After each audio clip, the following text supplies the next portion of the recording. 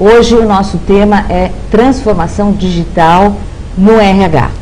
Esse é um tema que tira o sono dos empresários já há algum tempo e eu agradeço a todos pela participação aqui ao vivo conosco e também a APData que possibilitou esse nosso encontro. Aqui comigo está o Guilherme Cavalieri.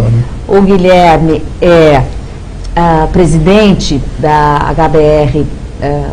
Meu Deus, hoje vocês me desculpem, acho que nós atrasamos, eu fiquei da BRH São Paulo, né? E também superintendente de RH do AC Camargo Cancer Center.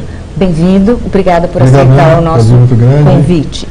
Prazer muito grande estar aqui com vocês e ter a oportunidade de falar sobre esse assunto que, de fato, se já está tirando o sono de alguns empresários, de RH também está tirando. Então, bacana a gente ter essa oportunidade de conversar um pouco. Tá. O que nós combinamos aqui, eu e o Guilherme, é que ele vai fazer uma pequena apresentação geral e depois nós vamos começar o nosso bate-papo. Vocês que estão aí podem participar também fazendo perguntas. Ponham hashtag e a pergunta que vocês querem fazer e nós aqui, na medida do possível, vamos respondê-las. Tá bom? Então, Guilherme, por favor. Eu acho que seria interessante, só para dar um contexto, a gente começar essa apresentação, eu não gostaria de tomar o tempo todo. Essa ideia é a gente rapidamente dar um contexto desse tema de transformação digital, como a área de RH está sendo impactada, e abrir um tempo para a gente conversar, dialogar e conversar sobre as eventuais dúvidas. Vamos lá, então? Bom, o que eu pretendo abordar nessa apresentação, vai aparecer na tela já um minutinho, basicamente são esses 4 tópicos, né? Eu queria comentar um pouco sobre o contexto, né, esse novo mundo digital, o impacto para as pessoas e organizações, os desafios e possíveis alternativas que a gente possa encontrar e debater juntos. Eu vou sempre usar essa foto é de um sobrinho, e na verdade o que mais impacta é o olhar da irmãzinha dele, né, Siena, para o computador do pai, né, na verdade para o celular do pai. E essa é a geração que já nasceu digital, né? Então tudo que a nossa geração teve que estar tendo o desafio de atravessar, essa geração já nasceu assim, já com esse olhar, né, vidrado na tela e lidando absolutamente de maneira corriqueira desde que nasceu, e essas são as pessoas que vão chegar ao mercado de trabalho daqui a pouquinho, né? Quando a gente fala da nova economia e dos impactos do que está acontecendo em relação à transformação digital, essa análise que é feita sobre a utilização da internet ao longo dos anos, né? Então desde 2001, vocês podem ver aí no topo da tela, 7,6% da população naquela oportunidade de 2001 estavam conectados à internet. E caminhando nessa mesma linha, vocês veem ali quais eram as empresas, as 5 maiores companhias do mundo, né? GE, Microsoft, Exxon, o Citi e o Walmart. E aí, seguindo para os anos subsequentes, né, chegamos a 2017, que foi o último dado que a Singularity mostrou nesse estudo, talvez esteja atualizado, mas ele já dá um contexto bastante interessante, que hoje, por volta de 50% da população já está conectada à internet, né? Mas o que é mais interessante avaliar desse estudo, né, é que mostra uma transformação muito grande no perfil das empresas, né? Se no topo da lista, em 2001, a gente tinha empresas conceituadas, fortemente embasadas em ativos, né, como GE, próprio Exxon, se a gente olhar em 2017, a gente vai ver ali que a gente tem Apple, Microsoft, Amazon e Facebook, né? Eram as 5 principais empresas naquele ano no mundo.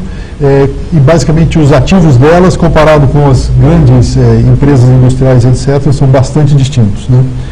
E quando a gente coloca 2030, a expectativa, e eu acredito até que antes disso a gente já tenha 100% da população conectada, mas a grande dúvida é quais são as empresas que estarão presentes nesse momento, né? Continuarão sendo essas, né? Que tipo de perfil das empresas estarão presentes? Seguramente, o que a gente pode ver como tendência, serão empresas que conseguem oferecer uma boa experiência aos consumidores, né? Então, eu acho que essa mudança de perfil ao longo do período mostra que as empresas hoje oferecem uma experiência bastante diferenciada para os consumidores.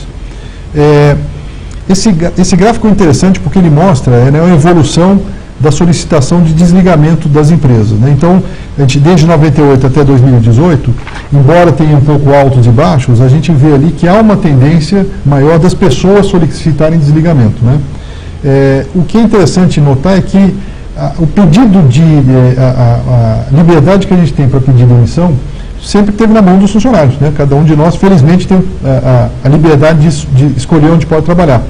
Só que a gente está vendo esse gráfico é que, a partir de um tempo para cá, de fato, os funcionários estão exercendo esse poder, né? Ou seja, eles estão escolhendo as empresas que façam sentido para eles, né? Os funcionários, os colaboradores têm ficado nas empresas que tenham um propósito, que atendam os seus valores e estão lá por opção, não por falta de opção. Isso é uma mudança importante no cenário que a gente tem visto do ponto de vista de recursos humanos, de maneira, eu vou abordar daqui a pouquinho, como é que as empresas têm usado estratégias para reter, né, os funcionários, já que a gente vê essa tendência. Caminhando um pouco mais, quando a gente fala em transformação digital, ela é muito diferente de tudo que a gente viu. Por quê? Porque ela apresenta uma velocidade muito grande, né? A velocidade das mudanças está muito diferente de transformações e processos anteriores. Tem uma amplitude muito grande, a profundidade e o impacto são gigantescos. E a gente está falando aqui não só impacto nas empresas, né, mas impacto na sociedade como um todo, né? Quando a gente tem hoje um smartphone na mão, a gente tem um poder aqui espetacular. A gente consegue ter aplicativos que nos colocam em contato com órgãos públicos, com empresas, a gente faz a nossa voz ser utilizada e percebida por aqui. Então, um poder muito grande. E essa transformação digital tem permitido esse tipo de interação que nós, enquanto consumidores, usuários e cidadãos, temos com o mundo digital. Acho que a grande virada, né, quando a gente olha hoje para os modelos organizacionais, ele vem do Manifesto Ágil 2001, quando algumas pessoas da área de tecnologia decidiram que alguns princípios deveriam estar presentes quando novos sistemas, novos softwares ou novos processos estariam sendo disponibilizados. E essas afirmativas que vocês podem ver aí, né, provavelmente alguns de vocês já devam ter visto, mas ela valoriza basicamente o indivíduo, né? O indivíduo tem mais importância do que os processos, né? Os produtos são mais importantes do que simplesmente a documentação. Claro que documentar é importante, mas vamos privilegiar os produtos e os serviços que a gente oferece, né? Que a colaboração é mais importante do que uma negociação, né, com os clientes. E, finalmente, que a gente deve responder às mudanças ao invés de ter simplesmente planos estruturados previsíveis para muitos anos, né? A gente tem que ter agilidade para poder responder aos planos, às demandas que ocorrem nas organizações. Quando a gente vê o impacto nas pessoas e nas organizações que esse novo mundo está nos apresentando, a gente vê que a partir de agora, a gente passa a planejar de forma diferente, né? A gente começa a envolver um número muito maior de pessoas no processo como um todo de planejamento, né, que a gente chama dos stakeholders, e nós estamos, ao mesmo tempo que a gente está se apropriando de novas tecnologias, novas ferramentas, quer seja através da própria transformação digital. Há algumas ferramentas que foram desenvolvidas nas décadas passadas, né, como o Kanban, né, como as organizações Lean, estão presentes hoje. Então, o que é muito interessante é que a gente consegue ver metodologias do passado sendo utilizadas, sendo repaginadas e utilizadas no contexto atual, quando a gente pensa nas novas formas de organização. Comentei agora há pouco que as pessoas estão mudando e fazendo valer os seus desejos de permanecer nas empresas. Como é que as empresas têm procurado ampliar a sua importância e se tornarem relevantes, né? Aqui é um processo evolutivo, né? Se alguns anos atrás a importância era o ambiente, né, e a ergonomia, a gente caminha num momento seguinte para a questão da produtividade, né, quando teve a questão da revolução industrial, a automação e os processos otimizados, para um momento onde o engajamento é importante, a gente falava da gente ter os objetivos claros, as metas claras, pesquisa de clima, foco em cultura, para um último momento quando a gente está falando da experiência. De fato, aqui é o senso de pertencimento, né, combinado aí com o que eu acredito em relação aos valores e princípios das empresas. A gente tem cada vez mais condições de fazer análises que nos ajudam de maneira antecipada, de maneira preditiva, a poder antecipar tendências e as nossas ações. E, evidentemente, que a cultura, a tecnologia continuam presentes no ambiente de trabalho, né? Então, as empresas têm procurado ter atenção fortemente nessa questão da experiência que ela consegue oferecer aos seus funcionários e colaboradores. E com isso os novos ecossistemas de trabalho estão presentes, né? Se no passado as pessoas tinham baias individualizadas, eram salas fechadas, passando para open space, baias, etc., hoje em dia essa é a maneira que as pessoas estão trabalhando, né? Com mesões, com ambientes estendidos, né? Então essa tela que vocês veem no final do mesão, ela na verdade é uma tela que conecta um outro local, então é uma que chama de mesa estendida, né? Ou você liga ali e você começa a conectar, a dialogar não só com as pessoas que estão fisicamente ali, mas que estão remotamente, com uma qualidade excepcional, como se elas estivessem fisicamente ali, né? Então, o poder hoje cada vez mais distribuído, quando a gente pensa nessas metodologias ágeis de trabalho, né, onde as pessoas têm muito mais, de fato, a autonomia para exercer o seu trabalho, e é definitivamente o fim do comando e controle como a gente tinha no passado. Como é que isso impacta? E eu estou indo para a parte final desse primeiro bloco para a gente abrir aí para um bate-papo.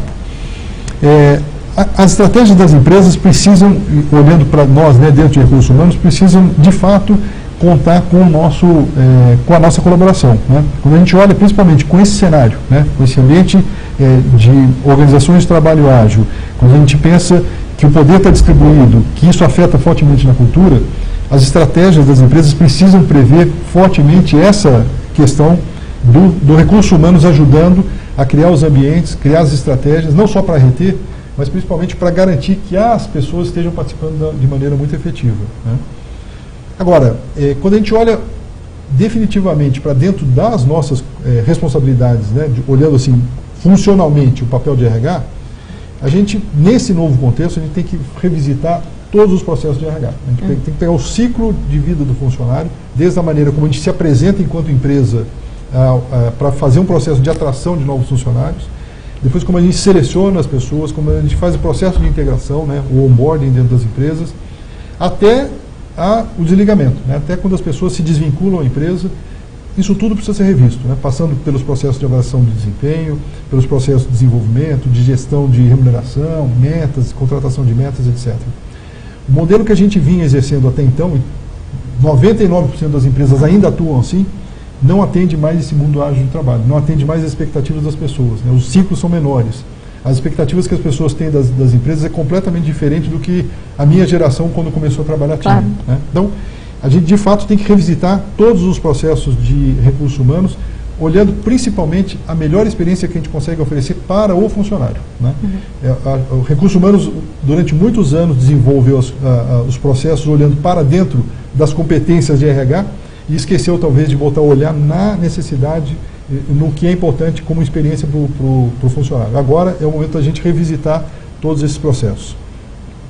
Precisamos criar um ambiente de trabalho onde as pessoas se sintam engajadas, né? Então, inteligência emocional tem sido muito falada e ela nunca esteve tão importante quanto hoje, porque a pressão é grande, né, e as pessoas têm que lidar com incertezas, e se a gente não tiver um domínio onde a gente consiga controlar e lidar com os impulsos, a gente de fato vai criar organizações tóxicas que não são aderentes ao que as pessoas têm interesse. E passa fortemente pelo autoconhecimento, né? Qual é o meu sonho, o que eu quero realizar dentro dessa empresa, quem pode me ajudar a realizar o sonho, né? São perguntas que a gente tem que fazer para ajudar nesse processo de engajamento das pessoas dentro das organizações. O propósito a gente já falou, né, que qual é o significado do trabalho. Quando eu estou engajado numa empresa, isso é importante. E esse tema da segurança psicológica é um tema importante, né? Como é que eu garanto que eu posso ser eu mesmo no ambiente de trabalho, como é que eu consigo expressar as minhas incertezas, como é que eu posso, eu não preciso usar máscaras, né? Eu sou essa pessoa que está aqui dentro do trabalho, em casa, eu sou essa mesma pessoa, né? E como é que eu posso, evidentemente, mostrar minhas vulnerabilidades sem me comprometer, sem me sentir inseguro. Isso compõe o que a gente chama da segurança psicológica, que é absolutamente necessário estar presente nas organizações. A gente precisa, de fato, gerar empatia, né? E essa definição de gerar empatia, que eu achei bacana, né? Que são as pessoas se reconhecerem umas nas outras, né? Na hora que eu me reconheço numa dificuldade, numa fraqueza, numa vulnerabilidade do meu colega, eu estou sendo empático com ele, que é tão fundamental hoje nas organizações. Para concluir, algumas reflexões, né? Eu acho que a gente cada vez mais tem que ser, nós temos que ser nós mesmos nas organizações. Se a gente tiver dificuldade de implementar essas transformações digitais, como conseguir ser mais efetivo, vamos fazer benchmark. Tem empresas já talvez que já estejam mais avançadas do que a gente, então bata no seu colega, converse com o seu colega e vá fazer uma visita, veja as dificuldades que ele já teve na sua organização ao fazer essa transformação digital. Procure ver o que está dando certo. Se estiver pegando, você tem que avaliar se esse é o momento de você mudar de emprego, né? Isso pode acontecer, né? De novo, temos que estar nos locais de trabalho porque são as nossas opções, né? E as startups, né, que estão aí presentes estão mostrando que são alternativas interessantes de trabalho, né? A gente tem que conectar cada vez mais com essas startups que estão presentes. Eu vou pular esse slide, porque eu queria só concluir aqui dizendo o seguinte: esse número não está 100%, né? Hoje cedo eu vi, na verdade a gente está falando de por volta de 12 milhões e meio de desempregados e não 13 milhões, o que é bom, né? Mas é um número ainda muito grande, né? E além disso, né, além da gente ter 12 milhões de desempregados, a gente tem 200 mil, por volta de 200 mil vagas abertas em tecnologia que as empresas não conseguem preencher, né? Esse gap entre o que as empresas estão buscando e o que as pessoas estão oferecendo é algo absolutamente preocupante quando a gente pensa no processo de transformação digital, né? Eu queria encerrar com o último slide que comenta qual deve ser a nossa responsabilidade, né? Nossa responsabilidade é o que nós na BRH estamos lançando, é de trabalhar empresas privadas junto com o setor público, né, no sentido de reduzir o impacto que a transformação digital possa causar no desemprego, né? Se a gente tem hoje 12 ou 13 milhões de desempregados, com o avanço da transformação digital, com máquinas substituindo seres humanos, se a gente não fizer uma viagem, né, uma transição bem feita, esse número piorará ainda mais, né? E o que a gente tem lançado, temos começado a discutir na BRH, é de lançar o que nós estamos chamando de um pacto pela digitalização responsável, né? A gente precisa garantir que a implementação desse processo esteja preocupadas com as pessoas, foco nas pessoas, né? As pessoas, essa transformação tem que ser uma transformação humanizada, né, do trabalho. Então a gente está lançando uma série de conversas e discussões onde a gente talvez consiga ter um pacto, né, onde as empresas se comprometam, por exemplo, se eu automatizar um posto de trabalho, eu capacitar a pessoa para que ela, se ela não puder ocupar aqui, que ela possa ir para o mercado de trabalho mais bem preparada para buscar um emprego, né? Então, eu fui do micro, né, dentro da empresa, para o macro, olhando um pouco mais o ambiente, mas é mais para dar uma pitada do que a gente está vendo enquanto impactos, né, da transformação digital para a função de RH e para nós enquanto responsabilidade social, né, que a gente tem enquanto profissionais de pessoas também que está preocupado. Então, com isso eu queria abrir aí, Ana, para responder as suas perguntas e para os colegas que estão participando também. Guilherme, você falou, é fantástico, né? Você tem toda essa tecnologia chegando, mas como você mesmo disse, não é só a tecnologia. Quando nós falamos em digital, é muito mais amplo, né? Então, a minha questão, o que é que nós estávamos conversando um pouco antes? O que é esse RH digital, né? Claro, nós temos várias plataformas, uma série de serviços muito úteis nas questões de processos mesmo, né? Processos, cálculos, uma série de coisas que ajudam muito as empresas a economizar tempo, a ser mais eficiente, a aumentar a produtividade nessa área. E deixa livre tempo para você pensar mais estrategicamente, né? Mas, então, eu queria insistir um pouco nisso. O que é pensar estrategicamente do ponto de vista digital? Eu até vou dar um exemplo nosso. Aqui na HBR, nós temos uma edição digital, né? Mas que até o momento, ela ainda a experiência digital ainda é muito parecida com a experiência impressa. Então, nós não somos digitais, ou pelo menos não me considero ainda digital. Mas estamos começando agora com uma inteligência artificial a partir do ano que vem, aliás, a novidade em primeira mão para vocês que nos ouvem. Nós vamos ter a adoção de uma inteligência artificial que vai transformar realmente a busca, né, e a participação do nosso leitor, que hoje busca por artigo, busca por autor, busca por palavra. Ele vai passar a buscar por tema de seu interesse. E isso virá para ele de uma forma tão personalizada, né, porque nós vamos poder acompanhar o perfil dele dentro do nosso ambiente. Então, nós vamos dar para ele temas de interesse, mas não só esse tema, tudo que ele procura. Então, se eu ponho, por exemplo, gestão de RH, eu vou entregar para ele, gestão de RH aparece no nosso arquivo, nessa área aparece em finanças, aparece nisso, aparece naquilo, desta forma e tal. Então eu facilito muito a leitura. Então é isso que eu estou um pouco chamando na minha área, diz, o que é isso na prática para o RH? Então, quando às vezes as pessoas perguntam, né, se com esse processo de digitalização as empresas vão ficar menos humanas, né? Isso é uma questão. Eu acho, e tentando responder sobre essa ótica a sua pergunta, Ana, tudo que eu tenho visto até agora, né, e claro que tem muita coisa pela frente, né, mas tudo que eu tenho visto até agora é que se nós nos apropriarmos bem da tecnologia e dos dados, a possibilidade da gente atuar e poder entregar para as pessoas exatamente o que elas precisam é muito maior do que se a gente não tivesse essa situação, né? Então, e dando um pouco de exemplo, né? Eu acho que respondendo exatamente esse exemplo que você deu, né? De poder ter uma busca e poder utilizar a inteligência artificial. No passado, quando a gente tinha processo de desenvolvimento para as pessoas, a gente atuava de uma maneira muito mais massificada, né? A gente conseguia olhar para as necessidades que as pessoas tinham de uma maneira geral. Então a gente desenvolvia um programa gerencial para dar as técnicas para os gerentes, né, para os líderes, e entregava isso de uma maneira para todos os líderes daquela organização. A gente deu um passo a mais, onde a gente utilizou um pouco mais nós criamos alguns clusters, né, e podemos segmentar um pouco mais o mercado, né, então começamos a criar processo de desenvolvimento que atenda um grupo talvez por níveis, né? Então, provavelmente a necessidade de técnicas de liderança de uma pessoa num nível mais sênior seja um pouco diferente de alguém que está no início de carreira, que tem uma equipe menor, mais operacional, né? Começamos a customizar um pouco mais. Com o desenvolvimento da tecnologia e dos dados, a gente consegue entregar o que é importante para a pessoa, onde é que está o gap para a pessoa. Então, utilizando exatamente esse exemplo que você deu, né?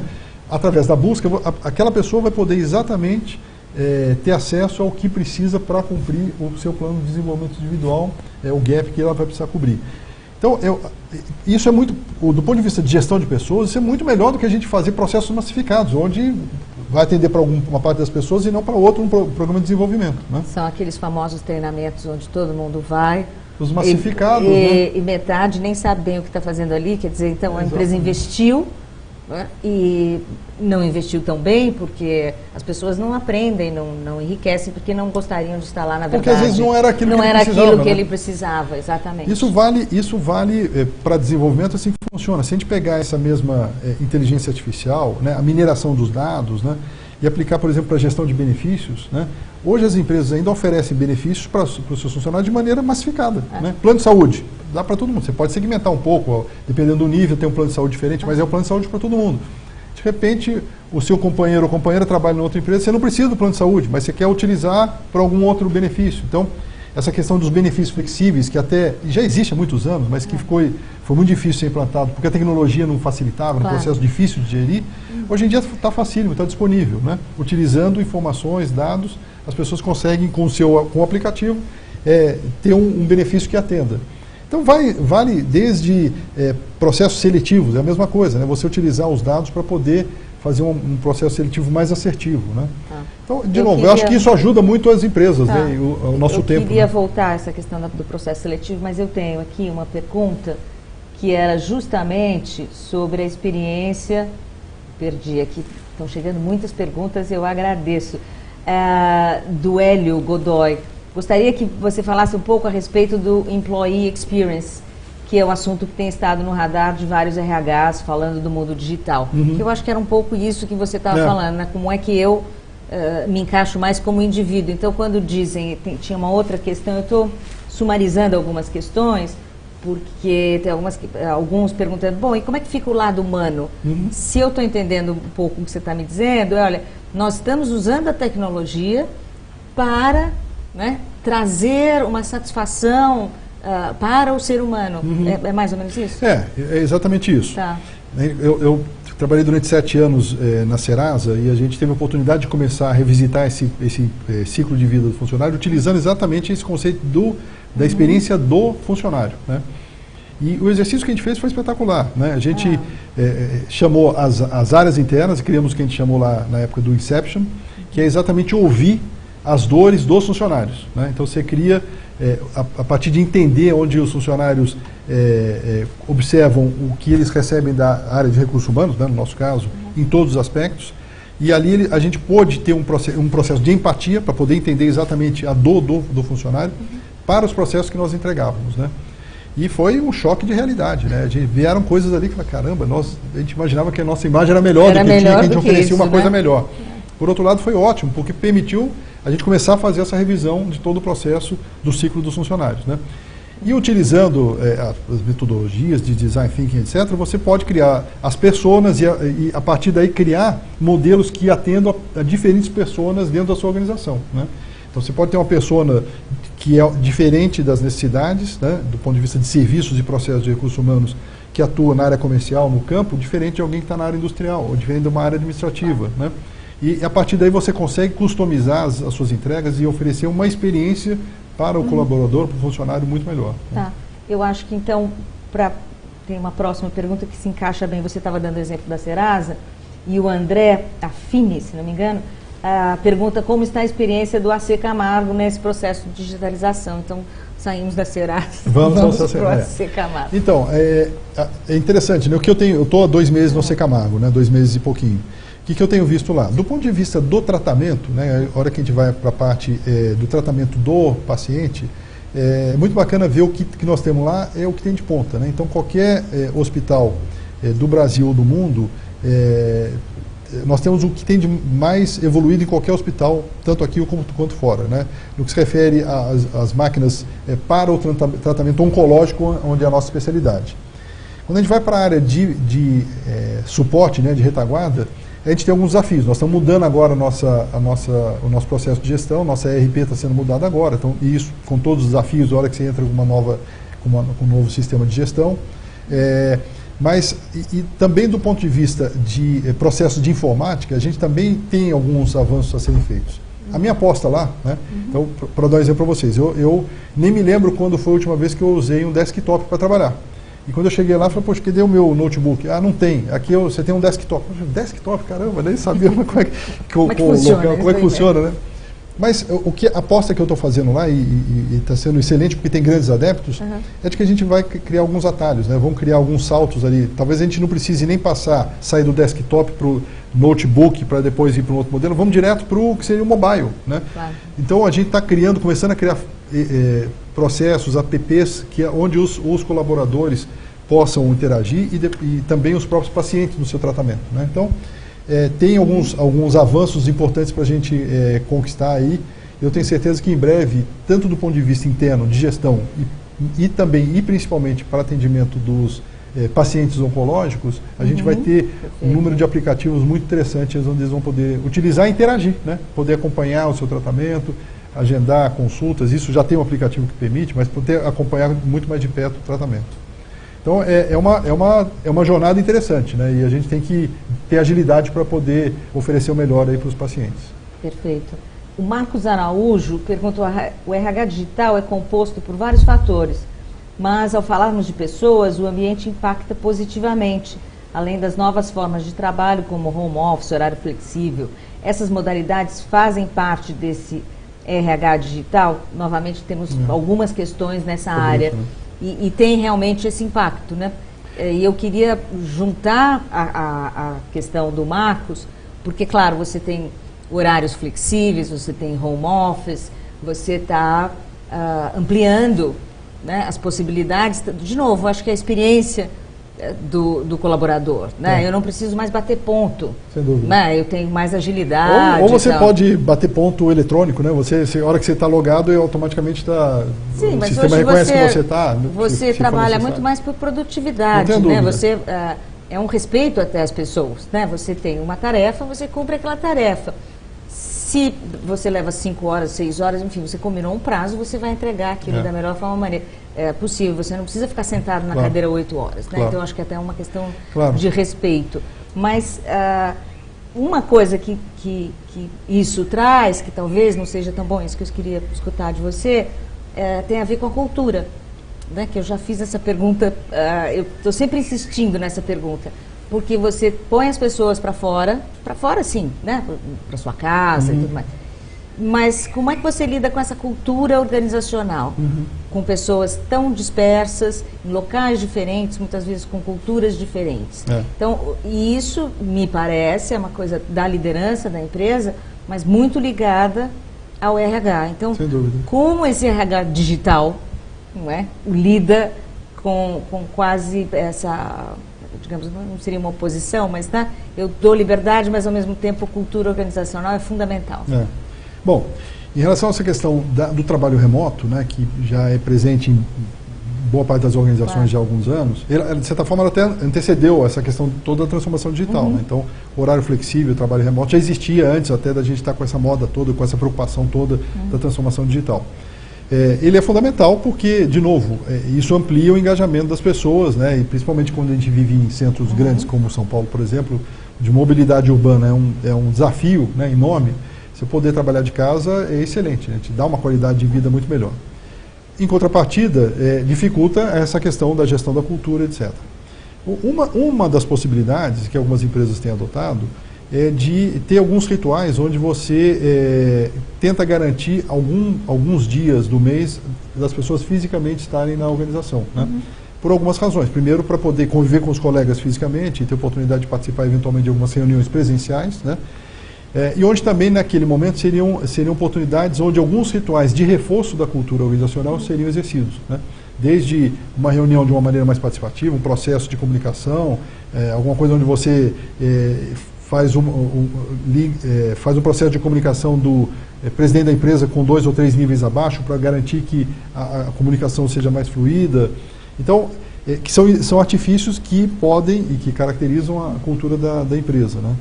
Então, esse é um dos artifícios que as empresas têm lançado mão para poder fazer uma boa gestão da cultura e garantir que a cultura está caminhando para onde é o desejado.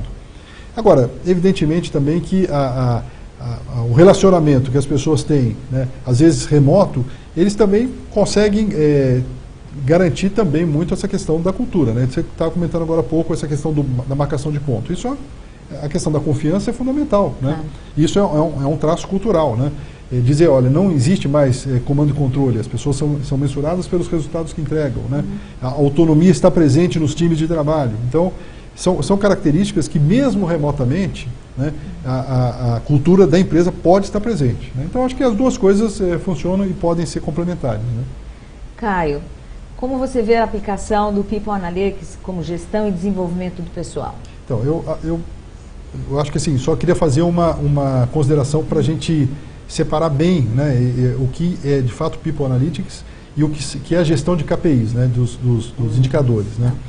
Quando a gente fala dos indicadores de performance, que às vezes as pessoas ainda confundem com o People Analytics, é claro que ele é importante, né. Então você olhar o seu nível de absenteísmo, os seus custos de folha de pagamento, custo de benefícios, isso é fundamental para a gestão de pessoas da empresa. Isso é a gestão de KPIs, né. Isso você está olhando os dados para as coisas que já ocorreram. Você está com o espelho retrovisor ali das coisas que já ocorreram e você, a partir dali, você pode tomar decisões para tentar fazer uma boa gestão. Quando a gente vai em People Analytics, a gente está olhando muito mais os dados preditivos, né? Olhar para o futuro, né? Ter uma análise preditiva de coisas, tentar antecipar possibilidades que possam ocorrer na sua organização. Uma das ferramentas que a gente desenvolveu foi uma análise preditiva que antecipasse a possibilidade de uma pessoa deixar a empresa, né? Então a gente usou lá 15 a 20 diferentes combinações variáveis e que elas juntas conseguiam com uma boa eficiência, né, com uma boa índice de acerto, boa precisão, dizer que uma pessoa tinha mais propensão de deixar a empresa do que outra, né, considerando uma série de coisas que já estão disponíveis na sua empresa. É só você combinar os dados e criar esse índice. Isso é ótimo, porque você está trabalhando de maneira proativa, né? Você não precisa ter que fazer uma contra-oferta para alguém que pediu demissão porque a pessoa é importante. Se ela é uma pessoa importante para você e se ela está com uma tendência forte, fazendo análise preditiva de deixar a sua empresa, proativamente você pode oferecer, e aí de novo usando os dados, coisas que são importantes para ela. Às vezes nem sempre é salário, né? Às vezes é um curso no exterior, pagar uma pós-graduação, fazer uma movimentação lateral, oferecer carreira em outras oportunidades, em outros segmentos da sua empresa. Então, a questão de analytics é um aliado extraordinário para a gestão de pessoas. São chamados mobilizadores, né, Guilherme? Você precisa, fantástico como essas ferramentas permitem você saber os mobilizadores dos seus colaboradores. Então, em vez de ficar aquela questão dos benefícios, né, vários, você vai direto ao ponto. E tem várias empresas fazendo isso, é muito interessante, nós vimos algumas pesquisas. E as pessoas querem, claro, o salário faz parte, mas aumento de salário, eu não saberia dizer para vocês agora, mas eu prometo mandar para todos que estiveram aqui, onde é essa pesquisa, fica em quarto lugar. Como motivador. Como motivador para alguma coisa dentro da empresa.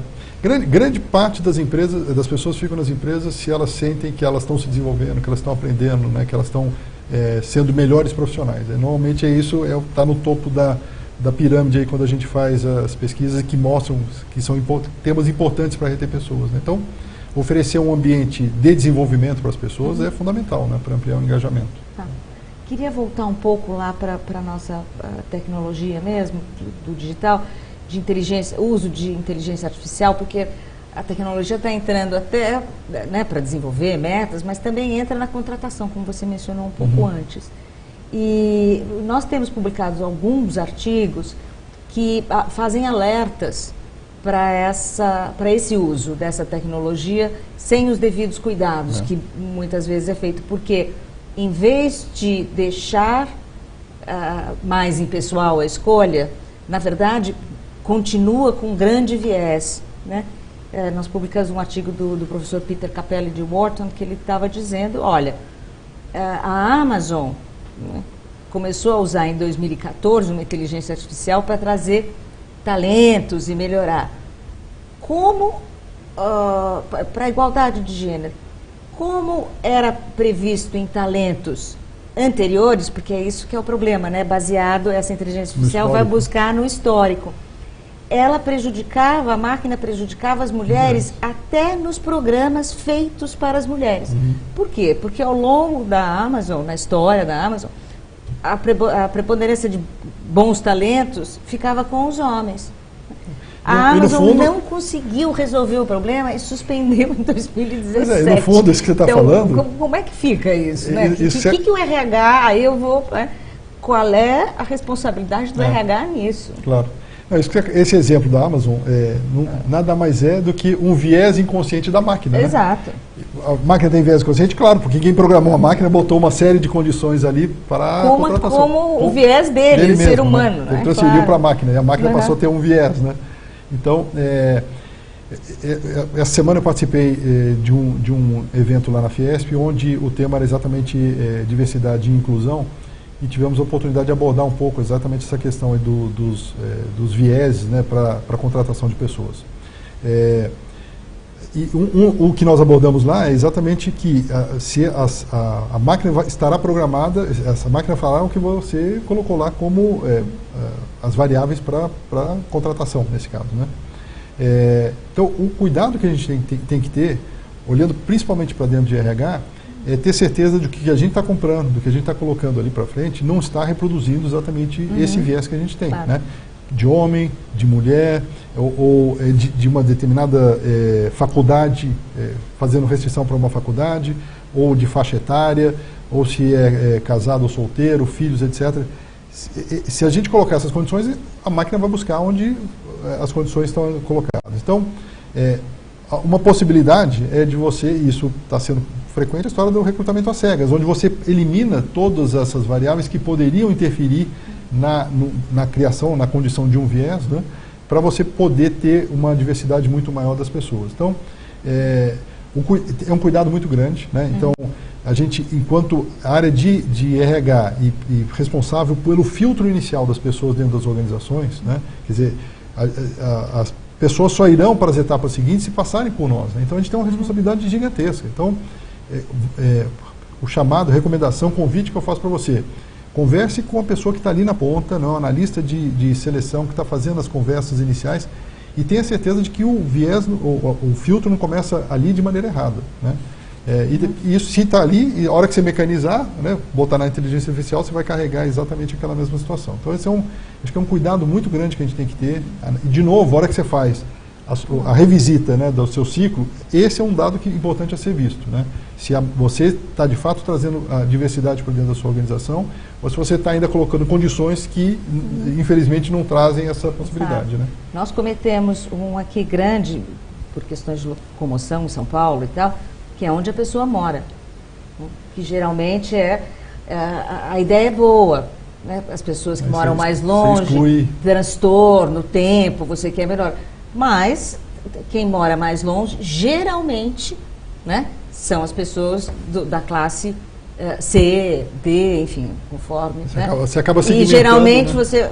São as minorias, então você acaba segmentando. Não era essa a sua intenção, mas isso é feito quase que rotineiramente, talvez fosse um exagero, mas isso é colocado muito nos pedidos para a pessoa quando ela se inscreve e será usado contra ela, ainda que a empresa não tenha essa proposta desde o início, porque realmente não teria. É verdade. Por outro lado, de novo, voltando à história do home office, pode ser a tecnologia hoje disponível, né, pode fazer com que a questão da mobilidade urbana seja reduzida se você está trabalhando em casa. Então, acho que essa é um antídoto, vamos dizer assim, para esse problema que você acabou de levantar, né? Tá. O John McKinsey, ele nos pergunta, de todas as transformações digitais do RH 4.0, digamos assim, qual habilidade humana não será substituída ou ameaçada? Ou quais, né? Eu acho, talvez seja mais que uma. Poxa vida, John, dá mais de uma para nós aqui. Talvez seja algumas. Eu diria assim, as habilidades de relacionamento, né, as habilidades de empatia, as habilidades de você conseguir exercer o seu papel enquanto líder, né, não gestor, líder, né, de pessoas, né, onde você olha o cuidado do teu liderado, né, garantir de que ele está num ambiente onde ele possa ser ele mesmo. Isso a máquina não vai fazer, né? Criar um ambiente empático, isso a máquina não vai fazer. E só nós, seres humanos, com sentimento, conseguimos fazer isso, né? Então, eu diria, tudo que se refere à questão do sentimento, da relação, e todas as competências atreladas a essa, seguramente serão mantidas, mesmo com a transformação digital em 4.0, 5.0 e assim por diante, né? Porque são inerentes ao ser humano, né? E continuarão sendo, né? Ok. Temos tempo para mais uma pergunta e eu acho que é uma pergunta de futuro, então é bom, que é do Maurício. Qual a perspectiva de mercado para essa profissão, gestão em RH de pessoas, né? Já que nós estamos... Como é que esse profissional vai atuar? Então, eu acho, o que eu comentei, eu queria só reforçar, eu acho que se nós, enquanto profissionais de RH, né, se nós nos apropriarmos bem, né, dessa tecnologia que está aí disponível, se nós nos apropriarmos bem dos dados que estão disponíveis, né, tem muita coisa já disponível, muita coisa ficará ainda mais disponível, com responsabilidade, né? Então, a Lei Geral de Proteção dos Dados chega exatamente para botar os limites, o que é ótimo, né, do que você pode utilizar, né, o que você não pode utilizar, ou que você precisa do consentimento da pessoa para utilizar ou não, né? A legislação está aí, né, a parte regulatória está aí exatamente para ajudar, né, nesses processos para evitar os abusos, né? Então, se nós, enquanto profissionais de RH, entendermos e pudermos nos apropriarmos, de novo, da tecnologia dos dados, eu tenho certeza que o futuro será muito melhor do que a gente pôde experimentar no passado, né? De novo, porque nós vamos poder entregar coisas que são importantes para as pessoas, né? Muito mais do que simplesmente entregar para uma massa de pessoas.